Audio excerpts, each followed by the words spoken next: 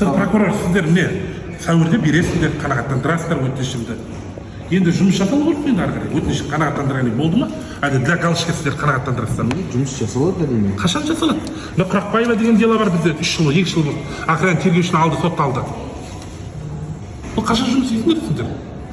Мен НАКСты шырылдап, міне күнде шырылдап пенсиясын ала алмай жатыр.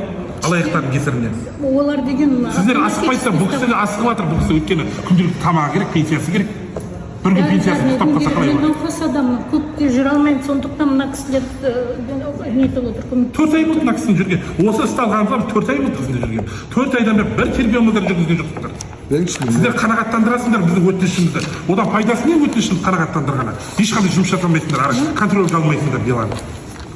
Тексеріп тұру керек. Ал мынау енді өтінішіміз өз хотя өз өтініштен қадағалап алу керек қой. Тергеушіге тиісті жаңағы нұсқау бердіңіздер ме? Соны аяғын қадағалау керек. Аға шығамын, дауыс көтермейсіз емес? Жоқ, дауыс көтермей өз туған жеткізіп жатсыңдар сіздер. Мен алдында Құрақбаеваның 3 жыл болды жүргеніме. Құрақбаева деген делада 3 жыл болды жүргеніме. Жарайды, тергеудің бәрі састап ауысты, бәріне қарап келді жағдайларыңызға. Сотқа қатысқан сайын Бауыржан ба, сотқа қатысқан сайын айтады, маған айтпайсың, мен ақ қатырамын ғой дейді. Ол айтқанда 3 жыл болды қатырып жатқанда. 3 жылдан бері бір тергеу жүргізе алмады. Міне НАКСтың келді ғой, НАКСтың күнделікті пенсионер, дәрі-дәрмегі бар, ақша керек. Түсініп тұр, мен енді айтайын ба? Енді қалай жасаймыз біз енді? Прокуратураның әңгімесі осы болса, шағым жаз деп қана отыра бересің. Ол шағымды өздері қанағаттандырып тұрсыңдар ғой енді. Енді қанағаттандырғаннан кейін шақырып тергеуші шақырып контрольге алу. Деланы мен өзім алдырайын. Деланы өзім алдырайын. Бір оқып қарап шығайын. Сіздермен хабарласайын, нөміріңізді жазып алайын. Нөмірімді жазып алыңыз.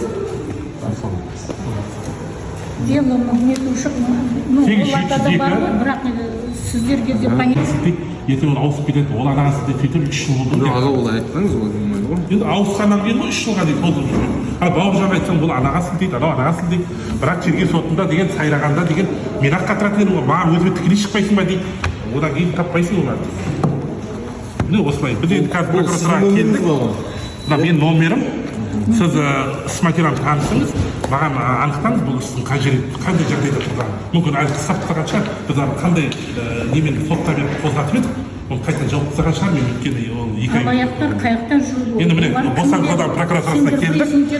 Істі өздері қазір көтереміз деп жатыр, өйткені полиция басқармасы жұмыс жасамайды мүлдем. Қанша рет прокурордың өздері де жаңағы нұсқау берген, олардың іс-әрекеті заңсыз деп таныған, бірақ ол танығаннан бері 2 ай өтті, бірақ ешқандай шара қолданбаған. Мен тағы келіп 100% айтып отырмын, мен өзімді қадағалап аламын дейді. Міне көреміз енді, мен қайтып сіздің қанша уақыт күтейін дейсіз? Келесі аптаның ішінде өзім сізге звондаймын. Келесі аптаның ішінде сіз міне көрдіңіз, НАКСты әдейі алып келіп отырмын. Келесі апта енді жұмыс күні анықтап, бұл істің не болып жатқанын өзінің қадағалауына аламын деп міне уәде беріп отыр. Уәдесі тұра ма, тұрмай ма, енді оны уақыт көрсетеді.